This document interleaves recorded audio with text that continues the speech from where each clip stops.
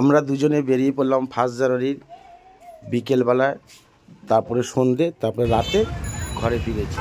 তো যাওয়ার পথে একটু ভিডিও তুলে ধরলাম।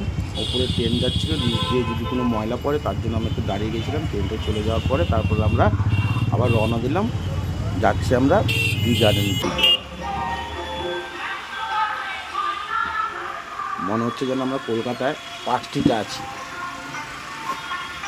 এরপরের দৃশ্যটা আরেকটু সুন্দর, ভালো লাগবে। দেখো, মনে হচ্ছে যেন পুরো পার্ক স্ট্রিট। চারিদিকে আলোয় আলোকিত হয়ে রয়েছে, বেশ সুন্দর লাগছিল।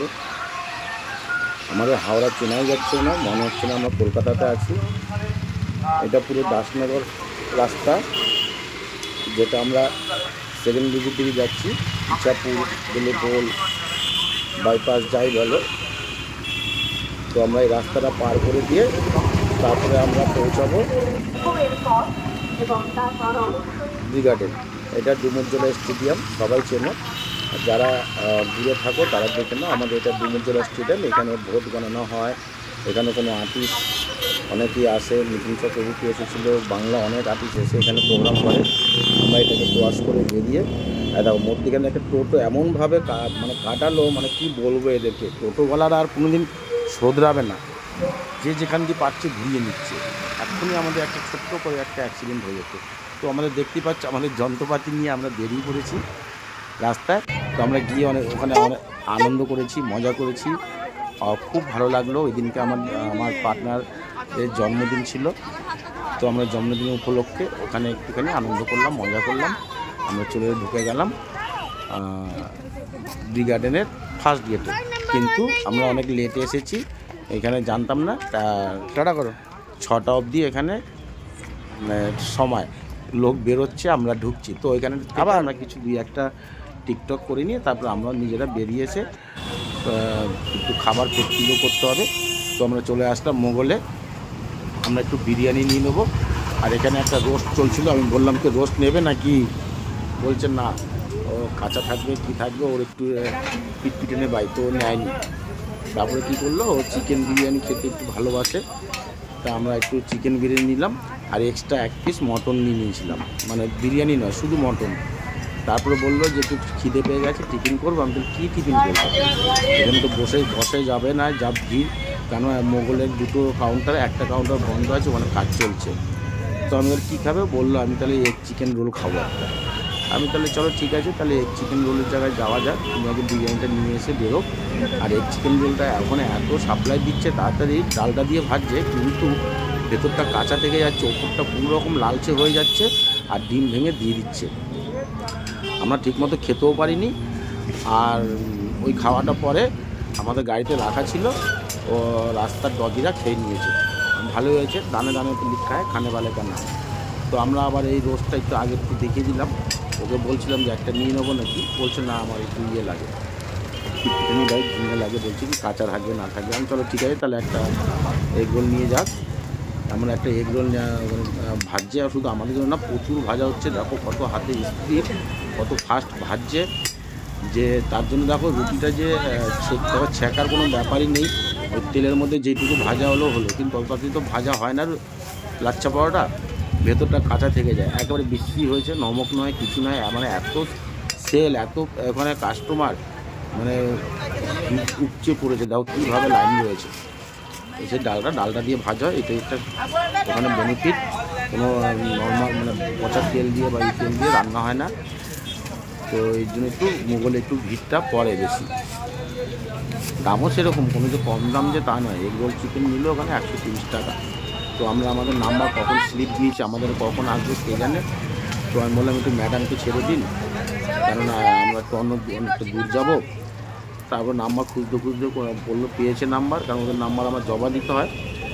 তারপর নাম্বার স্লিপ খুঁজে বার করে তারপরে ম্যাডামকে একটা হাতে তুলে দিল। সেটা আমরা নিয়ে ওখান থেকে বেরিয়ে পড়লাম। ওখান থেকে বেরিয়ে আমরা চলে আসবো ডুমুরজলা স্টেডিয়াম। ঠিক আছে, টাটা। চলো এবার আমরা আরেক জায়গায় যাচ্ছি। চলো ওখান থেকে চলে আসলাম, দেখো ডুমুরজলা স্টেডিয়ামে। আমরা তখনও এগ রোলটা আমাদের হাতে আমরা খাইনি, আমরা এই ভেতরটা ঢুকে সুস্থভাবে দাঁড়িয়ে জল টল নিয়ে একটু টিফিন করে নেবো। আর বিরিয়ানিটা আমাদের গাড়ির ডিকির ভেতরে রাখা রয়েছে। বিরিয়ানিটা বললো বসে খাওয়ার জায়গা নেই, তো ঘরে শান্তিমতো গিয়ে বসে খাবো। চলো ঠিক আছে। আচ্ছা, এখানে বাচ্চাটা বলছে তোমরা ইউটিউবার, বলছে thank you aunty thank you. তো একটুখানি হাই হ্যালো করে নিল বাচ্চাটা, খুব ভালো কিউট। আর দেখো আমরা ভেতরে ঢুকেছি, অন্ধকার হয়ে গেছে, কারণ 6টা তো বেজে গেছে ব্রিগাডেরই। তারপরে আমরা ওখান থেকে আসলাম, এখানে 7টা বেজে গেছে, আরও সন্ধে। কিন্তু সন্ধেতে আলোকিতটা খুব ভালোই লাগছে। ডুমুরজলা স্টেডিয়াম পুরোটাই একদম সেজে উঠেছে লাইটে। আর এখন ওখানে খুব আপডেট হয়েছে, খুব পরিষ্কার পরিচ্ছন্নতা। আগে এখানটা খুব নোংরামি হতো, মানে খুবই বাজে নোংরামি হতো। তো এখন সেগুলো খুব চেকাবে। পরে গার্ড দিয়েছে ওখানে, সব পাহারা দেয় যাতে এখানে কোনো রকম বদমাশি না হয়। তো সবাইকে জানাই এর মধ্যেখানে হ্যাপি নিউ ইয়ার। তো আমরা ওখান থেকে আবার বেরিয়ে আসছি। আমাদের ইচ্ছাপুরে নতুন এবছর 25শে ডিসেম্বর ক্রিসমাস ডে গাড়ি রয়েছে। তো আমরা ভেবেছিলাম ওখানে ঘুরবো, যে দেখতে পাচ্ছ যে রাস্তার মুখেই যা জ্যাম, গাড়িটা রাখবো কোথায় সেই ভাব খুঁজে পাচ্ছি না। তো আমরা কী বলবো, তো বাইরে বড় আমরা ওখান থেকে করলাম।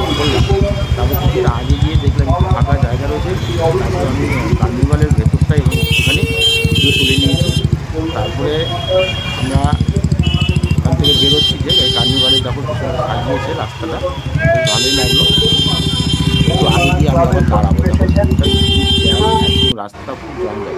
এখান থেকে দাঁড়িয়ে আমি আবার ভেতরে কার্নিভালের ভেতরে একটু ভিডিওটা আমি তুলে ধরলাম।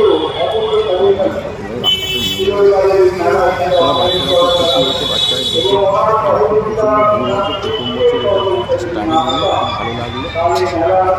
এরকম প্রোগ্রাম যদি আমাদের হাওড়াতে হয় তাহলে কলকাতা যাওয়ার আর দরকার নেই, আমরা ঘরের ছেলে ঘরেই আমরা আনন্দ করব। এটা কার্নিভালের ভেতরেই, আমি দূর থেকে তারা বেড়া দেওয়া রয়েছে, বেড়া হাত দিয়ে ঢুকিয়ে আমি ভিডিওটা তুলে ধরেছি। তারপর আমরা চলে যাব আনন্দময়ী আশ্রমে। এখানে আমরা একবার এসেছিলাম বর্ষাকাল, তখন জানা নেই, কিন্তু ভেতরটা এত জল উঠে গেছিলো আমরা ভেতরে ঢুকতেই পারিনি। তো সেই ভিডিওটা অনেক আগে আপলোড আমি দিয়েছিলাম।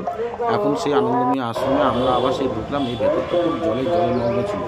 এখানে অনেক ঠাকুর রয়েছে, আমরা সব ঠাকুর দর্শন করলাম। প্রথমে দর্শন করব মা কালীকে। জয় মা কালী, সবার মঙ্গল করো। আমাকে ভালো লাগে, তুমিও ভালো থেকো। তারপরে একে একে সব ঠাকুর আমরা দর্শন করব। জয় গণপতি বাবা মোরিয়া।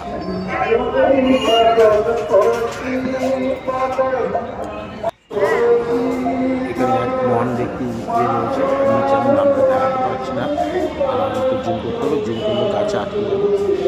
তারপর আমরা এখানে চলে আসলাম দেবতাদেব মহাদেব বাবা আনন্দেশ্বর, ভোলে বাবার কত নাম। আমাদের এখানে কোনাকার হচ্ছে একদম মহেশ্বর মন্দির। চলো বড় বাবার দর্শন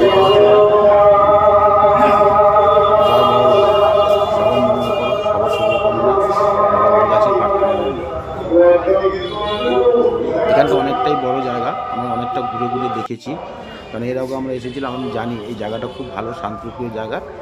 তো আমরা এখানে আগে দর্শন করব। সংকট মোচন বীর হনুমান কি জয়, জয় জয় জয় শ্রী রাম কি জয়, জয় বজরংবলী কি জয়। আমাদের কিন্তু যন্ত্রপাতি আমাদের হাতেই রয়েছে, আমরা কোনো জায়গায় গেলে এটা নিয়েই যাই, কেন আমাদের অনেক ভিডিও করতে হয়। আর একটু ভিডিও না করলে আমাদের যেন মনটা কেমন ফাঁকা লাগে। তাই আমরা যখনই যাই কোথাও আমরা ভিডিওটা তুলে দিই তোমাদের কাছে দেখানোর জন্য। আর তোমরা অনেক ভালোবাসা দাও, তা আমাদের খুব ভালো লাগে। জয় রাম সীতা, যেখানে জয় রাম থাকবে সেখানে তো হনুমান থাকবেই। আর সীতা মাইয়া এখানে রয়েছে। বললাম অনেকটাই বড় জায়গা এটা। তো এর আগে আমরা এখানে এসেছিলাম দেখাতে, দেখাতে পারিনি, তো এবার আমরা দেখাচ্ছি। অনেকটাই খুব ভালো জায়গা, খুব সেজে উঠেছে, ছোট্টর মধ্যে অনেক বড় জায়গা, খুবই ভালো, খুব সুন্দরভাবে সেজে উঠেছে।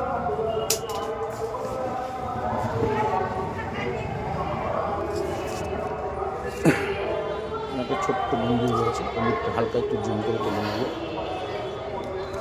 সামনেও যাবো আমি ওখানটা।